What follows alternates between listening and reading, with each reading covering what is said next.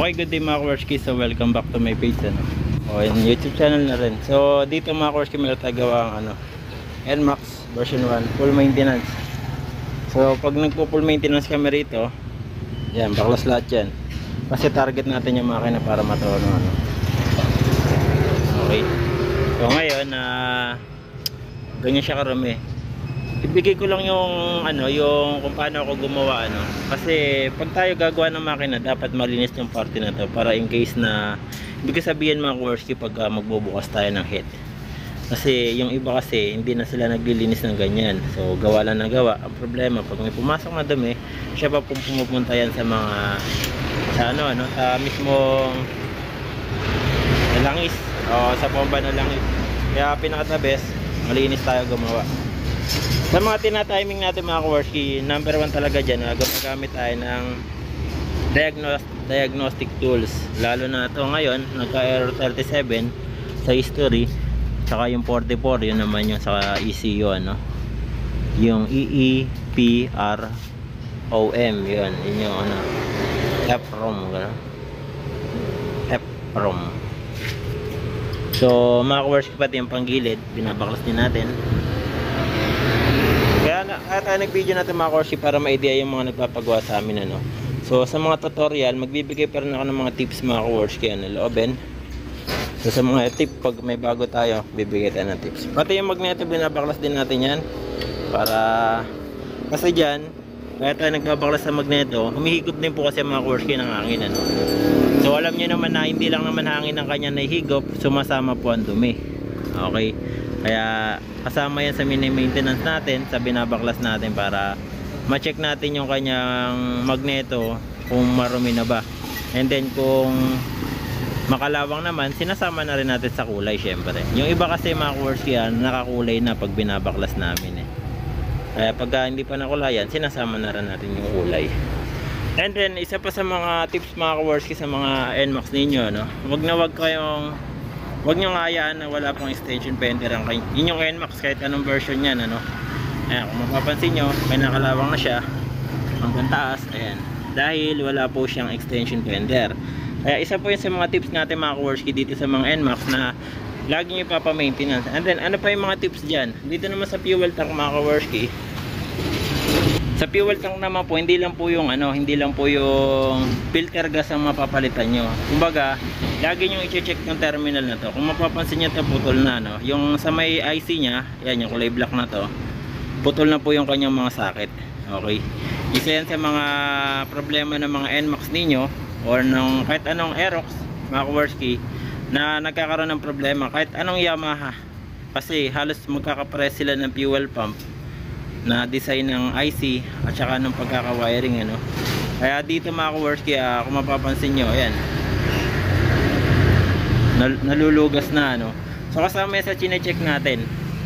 Okay, so sa iba't ibang motor may kanya-kanya kasing issue yan o kanya-kanyang yung problema. Kaya lahat yun, yung sinasabi nilang issue or problema, kasama yan sa mga chine-check natin para masiguridad natin yung kanilang mga motor. Ang pinaka-the best na offer ko sa mga motor na mga nagpapagawa rito ay full maintenance para na-check natin lahat yung mga dapat i-check dun sa kanilang makina para sigurado na hindi po magkakaberya. Kung magkaberya man, nagbibigay naman tayo ng 1 month warranty para may balik nila yung kasi meron kasi nagpupunta, may problema na yung motor. Ngayon, meron kasi pagkakataon hindi rin sa punto na ginawa namin na yun na nadali namin yung problema. Kaya nga kuminsan nagbibigay tayo 1 month warranty in case na magka-problema pala, ma-check natin yung iba. Hindi kaganda naman sa full maintenance, alam na natin yung mga dapat namin gagalawin para ma-check yung ibang troubleshoot na nangyayari sa mga motor nila. Okay, so ayan, so ito ipapakita ko sa inyo yung magneto. Okay, so mga Kaworski, ito isa sa mga umiingay sa ating mga matic. Ayan, kung mapapansin nyo to, may makikita yung gas-gas na puti, ayan, ayan siya, may gas-gas siya, hindi po ba? Kasi yan dumi po na yan, sumasayad na po dito sa ating sa ating stator, ayan, yung mga dumi, kaya kasama yan sa mini maintenance natin. So kuminsan sa mga NMAX version 2 na pagkakamala nilang side bearing, hindi nila alam andito lang yung problema. So, kasi alaga naman sa langis. Yung iba, base sa experience ko mga ka-worski, may mga maingay na ano na pupunta rito. Full maintenance lang ang ginawa ko na wala ingay. Maliban na lang kung natuyuan talaga yung makina. Pag natuyuan kasi, automatic yun. Automatic po yun na talagang ano, may tama na yung laman loob ng kanilang makina. So, base sa experience namin mga ka-worski na paggagawa ng full maintenance, na-encounter ko yung mga maingay na motor nila, lahat dito nang gagaling. Kung mapapansin nyo, nakayas na nga yung kanya magneto, diba? So, ayan yung itsura. Kaya kasama yan sa mga mini-maintenance natin. And then sa may coolant naman, hindi yan basta-basta ano lang. Kasi pinaka-the-best, kung gusto nyo matanggal lahat yan, tatanggalin nyo itong hose na to. Ayan, itong block na to. Kung magpapalit lang kayo ng coolant, ano, tanggalin nyo itong block na to, and then tatanggalin nyo nandito sa may radiator, o kaya ito, pakawalan nyo sa may hose. And then sa may ilalim mga ka-worski, nakikita dyan. Ayan, so ayan siya mga ka-worski. Ayan, yung tornilyo na yan, bubuksan nyo rin yan. So isa yan sa mga nilalabasan ng coolant, parang ito oh. Okay, so ayan mga ka-worski, bubuksan ko ah. Tignan nyo, may tutulo pa dyan.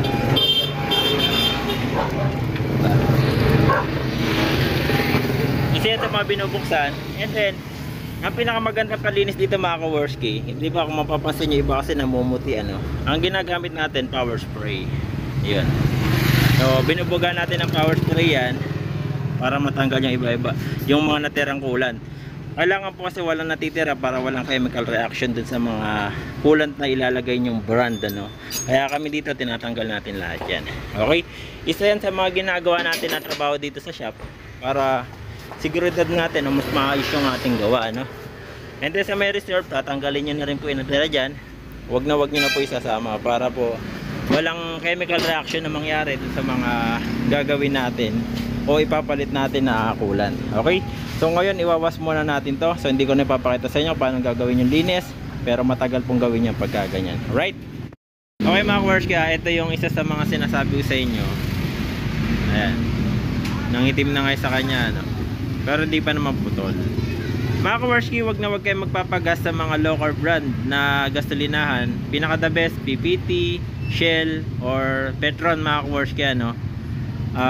Doon kayo magpagas doon sa mga siguradong gas station na yon. So meron namang mga iba, basta kasi sa mga nabanggit ko, yun lang talaga kasi ang mga gasolinahan na pinupuntahan namin, na wala akong nakikitang masyadong issue ano. Hindi kagaya sa ibang mga gasolinahan, yung mga mumurahin, ang dami po talagang issue, lalo na yung mga nakabote.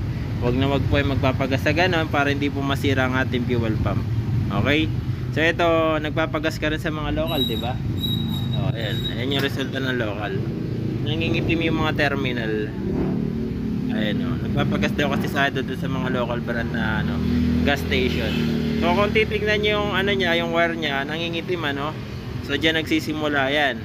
Pagka nasira po ito, nare-repair ko naman po yan. So ako pa lang yata nakagawa ng repair na ganyan, na yung talagang repair na pulido meron kasi na ibang gawa, hinihinang lang din sa ibabaw, napuputol din po yung pagkaganon. So ang mga ang ginagamit namin, OKM ano. So para sa akin itong pinaka best. Ayan, so OKM. Kaya ko naman nasabing the best, hindi pa kasi wala pa sa sponsor. Hindi, ganito, ito batayan natin mga ka-worski. Kung mapapansin nyo tapino yung kanyang ano, ito, madalang. Yan na lang ay bumase. Okay? Kaya sinabi ko the best to, kaysa naman doon sa original, ano. Pero wala tayong tutol doon sa original. Ibig ko lang sinabi, maganda yan. Pero, syempre, andun yung mas maganda. Okay? So, ito yung mga talaga kinukuha ko mula nung nag-umpisa ako. Kasi nag-try and error na ako sa iba't ibang ano, fuel pump, ano, fuel filter. Kaya ang nakakita ko ng kagandahan, ito talagang ano, gawa ng OKM ano. So dito naman sa mga gas ori, pag yan, pasok yan. Lahat ng ano Yamaha itong nilalagay namin mga ka-worski ano. So ayan yung ginagamit namin pag. The best din po yan, lalo na yun sa mga Honda. Okay? So kakabitan natin ng bago. And then yung pag may naiwan na ganyan, tatanggalin nyo po para hindi na magtuloy. Okay? Ang gawin nyo, huwag kayo mabahala kung may malaglag man dyan. Ang gawin nyo, basahanin nyo na lang po. Hindi naman po basta-basta may higop yun kahit nasabihin nyo ano, dahil may filter gas naman tayo. Okay? So pinaka best, linisan nyo maigi itong parte na to, tsaka nyo ikabit yung bago. Right? Okay, sa mga course ito, nagta-timing na tayo. So yung throttle body, nalinis ko na rin po yan, yung ISC. Pagka po magbabaklas ka na ISC, huwag nyo tatanggalin yung socket. And then bilangin nyo kung ilang ikot to para hindi na kayo magkamali. So hihigpitan nyo siya, yung pinaka valve nya. Pagka naigpitan nyo, bilangin nyo kung ilang ikot yun. Tapos pag ibabalik nyo, paluwag lang din kung ilang ikot yung ginawa nyo paigpit. And then dito naman sa may spark plug cap, check nyo rin to, pinaka the best. Kasi madalas itong mga problema ng mga motor ngayon, nawawala siya sa ito yung sa loob. Kuminsan kasi may umido na o kaya hindi na nagpa-function or nalalaglag na yung spark plug pero ito naman okay pa. Papasok nga ito. Pasok mo rin. Ayan, pasok mo. Ito naman okay pa. Sige, pasok mo po. Pag hindi kasi nalalaglag yan, goods yan. Okay, pero pagka nalalaglag, ibig sabihin wala na siyang kapit doon sa may loob. Palitin na po pagka ganun. Pagka resistor type naman, mga ka-Worski, dapat may reading yan. Idol pa video nga saglit. Saglitin ko lang tong video. So may reading po dapat yan, 4.6 o 4.5, mga ganun. So ayan, 4.4. So ayan yung reading nya. Pag continuity naman, mga ka-Worski, ganito naman po yan, 0.0. Pagka nag 0.0, ibig sabihin na continuity yung gamit yung spark plug cap. Wag po kayo maglalagay na ganun dahil papalya po yung motor ninyo. Kung ano po yung nasa standard, yun lang po gagawin natin. And then sa valve clearance naman, mga ka-Worski, sukat naman ng intake na yan ay 10 hanggang 14, Tapos doon naman sa may exhaust, 21 hanggang 24, okay? Dapat hindi po lalampas sa 24 and then hindi dapat lalampas sa 14. Kasi pag lumampas, lalata na po yung takbo ng motor natin. And then sa spark plug naman, saan na ba spark plug natin? So papalitan na rin natin siya. So G-Power naman yung ilalagay ko. So ito kasi yung dati nya. Pagka ganito, mga ka-Worski, tamang pwede pa to. Kaso ang kuryente na to, maglolo ko na. Dahil habulin nyo yung gap. Ang gap naman po na to ay 8 hanggang 9, Kaya habulin yung gap. Pag hinabol nyo po yung gap, mga ka-Worski, ang mangyayari doon sa kanyang valve, yung rod, ito yung nasa ibabaw, yuyuko na siya. Pag yumuko na po yan, hindi na po diretso ang kuryente. Magiging pabi na po yung kuryente niya. Pagka ganun nga laro, hindi na po maganda yon. Mas the best, ang nilalagay ko, G-Power. Yan. Kahit na yumuko to, nakadiretso pa rin yung kuryente niya. Sureball to, mga ka-Worski. Ito yung ginagamit ko, NGK CPR8 G-Power po, mga ka-Worski. So ito yung box niya. Okay, so sa may na pinturahan na rin natin to, yung radiator kakabit na lang, so tune up na lang, at saka so yung sa may panggilid okay na rin. So mamaya ita-timing na lang natin. Di sa may tank, nalinis na rin natin yan, so kakabit ko na lang po yan, mga ka-Worski. So tignan nyo, mga ka-Worski, paano siya mandar. Okay, sa mga ka-Worski, ito na, papunta na tayo sa papaanda rin siya. So dito sa coolant, syempre ibabalik nyo yung drain dun sa may ilalim. Ayan.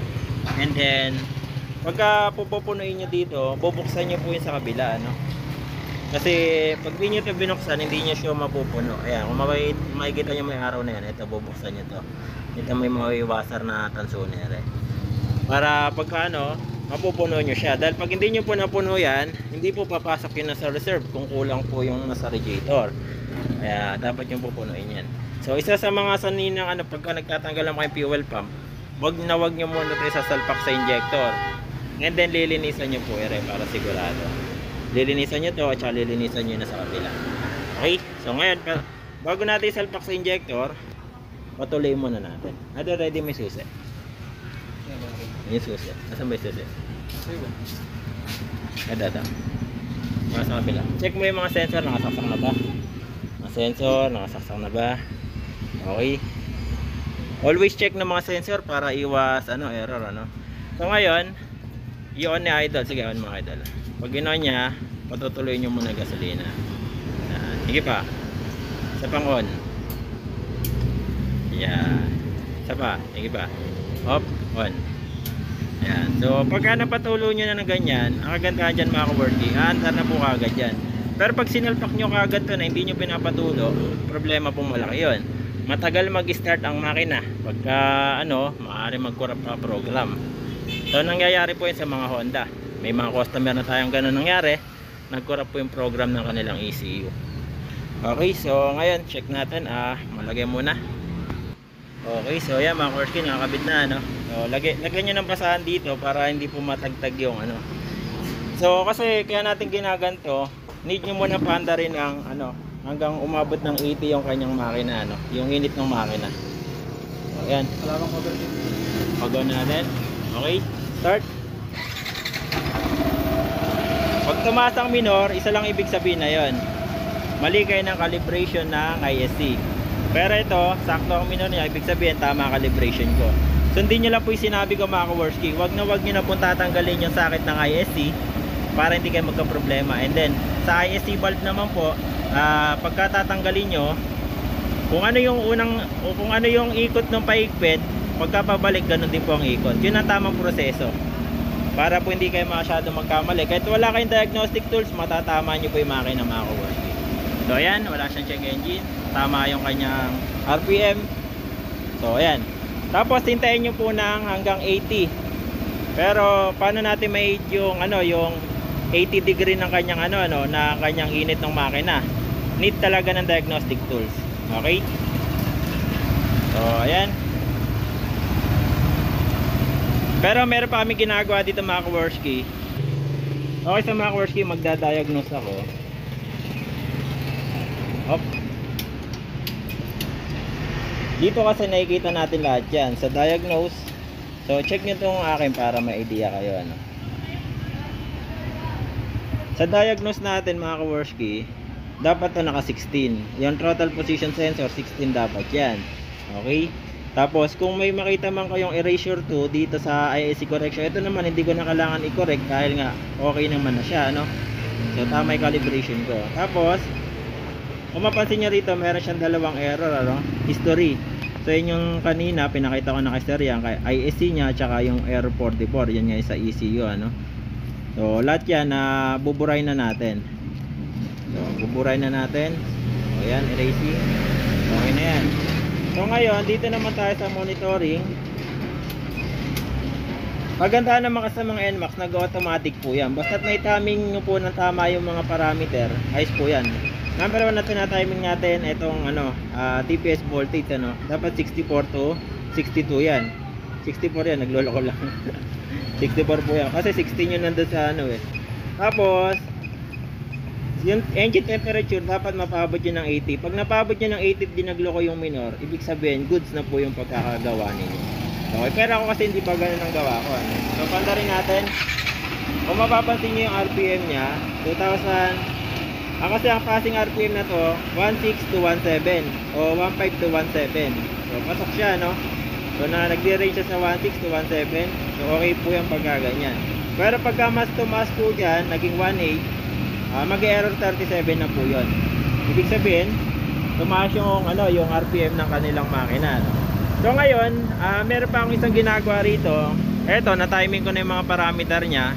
Yan, titignan niyo yung ano, TPS nya 64 talaga yan, nagsi-64 lang, nagsi-66 lang. Ngayon, ang last option namin na ginagawa dito sa shop mga Korsky ay itong ano natin, tinatawag natin FI cleaning combustion cleaner ano. So ang nililinis naman na to, injector at saka yung combustion. Mas the best nga kung habang magaga pa, magawa na dapat to. Eh yung iba kasi hindi ka agad nagagawa. Kaya mga Korsky, ita-timing ko muna. Okay, so mga Korsky, sinet na natin yung ating pang combustion cleaner ano, yung injector cleaner. So ayan, dapat nasa ano siya to 35 PSI. So naging 40 pa nga to eh. Okay lang yan 40. Bababa natin, gawin lang natin 35. Dapat kasi dalawa yung ating dalawa yung ating panukat. Yung isa panukat ng hangin, dito naman panukat ng gasolina. Dapat kasi 35 PSI lang kasi yun ang pinaka tama. So ayan, okay na yan. 35 o 34. So okay na po yan. And then try natin i-start. Okay na ba? So ganyan ang tamang PSI mga Korsky. Na sa may fuel pump kasi ng mga NMAX, 35 PSI po yan. So ang PSI nya ito, yung kulay itim ano, So yung itim PSI, yung pula bar, ano. So yan 35, sa 35 siya, no. Pagka nasa 35 PSI na siya, pwede na siyang paanda rin. So ganyan kami magproseso ng gawa rito. And then ito, uhugutin nyo ito yung sa may sa may fuel pump. Bakit? Ha? Okay, so start ko na muna, no. Ito ginagawa namin to 30 minutes, ano. So ang gamit natin dito 44K. Ayan hindi natin gamit yung kanyang fuel pump Ang gamit natin yung ano ko. Bali nakakonect dyan mga ka-Worski yung ating hangin May hangin na nakakonect dyan. Ayan, papunta sa aking compressor. Tapos yung iba kasi dito lang lagi nakatingin. Ako, dinadamayan ko pa ng ganito. Yung pressure natin. Yung gas pressure natin mas maganda kasi dito tayo tumingin dahil pag sa hangin na tayo titingin, hindi po tama yon. Okay? Maaaring mabusalsal niya yung butas ng injector pagka hindi tama yung PSI na nilagay ninyo. Minsan, baka hindi nila alam napapalo na pala nila ng 50 PSI. Masisira po injector pagka ganon. Okay? So, ayan. So, papaandar namin ng 30 minutes siya mga ka-Worski. Na nakaganyan lang. 30 minutes na umaandar. Ganon katagal. Tapos mamaya yan may uusok na dyan na puti o itim, puti, ganon. Kasi sinusunog niya na yung yung nasa piston. Kaya pinakatapos nga na ito, nasa 10K pa lang nagagawa na to, kaya 12K. Para kahit pa paano nalilinis na yung ibabaw ng piston natin, Tsaka yung injector napapanatiling mas maayos. So tested na namin yan dahil minsan binabasa namin yung MS ng injector mataas. Pagka nasalangan namin na yan bumababa, ibig sabihin na yon pagka mataas mahina na bumuga. Pagka bumaba, ibig sabihin na yon lumakas siya sa buga. Kasi ang tamang MS na to ay 2.5 hanggang 2.0. So yun yung pinaka-range niya sa may diagnostic tool. Okay, so ganyan lang mga ka-Worski yung proseso ng aming paggagawa dito sa shop. Kaya sa mga gusto magpagawa sa akin, and then sana may nakuha kayong tips dito sa NMAX na to kung paano siya gawin, So hanggang tips na lang muna mga ka-Worski kasi hindi ko na po matutorial sa inyo. Gawa nga po ng hindi po kasi madaling gawaan to mga ka-Worski. Ngayon nagtatanong sa iba bakit hindi na ako nagtututorial. May ang pinagkakabalaan ko po kasi F5. Okay, so yan po kasi ang pinagkakabalaan ko. Gusto ko kasi madagdagan yung nalalaman ko mga ka-Worski. Awat tulong naman. May mga nakausap tayong tao para tulungan tayo sa mga ganitong prosesong paggagawa, So kumbaga, pinagsama-sama ko lahat ng mga nagturo sa akin, and then ginawa ko yan sa isang maintenance lang or tinatawag kong full maintenance. Pinaka the best na trabaho yan na makikita nyo sa lahat ng mga mekaniko mga ka-Worski. Bago kami maglinis o gumawa, cleaning muna tayo. So ayan, kung mapansin nyo rito, kinulayan na rin natin para hindi na magdiretso yung kalawang O ayan, ganyan tayo magtrabaho dito mga ka-Worski. Kaya sa mga gusto magpagawa, maaari lang ay bumisit sa aking shop. Ang location natin Bustos, Bulacan. Search nyo na lang sa Google Map, ka-Worski Motor Shop. Okay, so hanapin nyo lang tong tarpaulin ko na ayan, Scooter F High-Tech Bustos. Yun. So tabi tayo ng Pablito mga ka-Worski. Ayos.